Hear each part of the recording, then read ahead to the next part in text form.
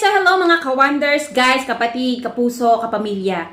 So meron pong nagtatanong po sa akin kung ano po ba yung ibig sabihin nito.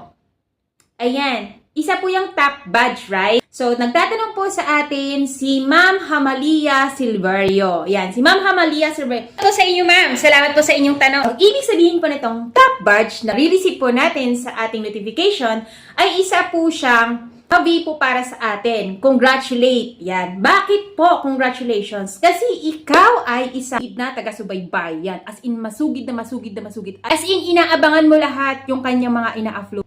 So, kung ikaw ay naka-receive ng ganyan, congratulations sa'yo. Dahil isa kang masugid na taga-suporta sa iyong kapwa content creator. Napakaswerte mo. Dahil hindi po lahat nabibigyan po ni Mameta ng ganyan. Piling-pili lang po ni Mameta ang mabigyan po ng ganyan. So, dapat po ikaw ay isang follower at ikaw ay isang masugid na taga-subaybay.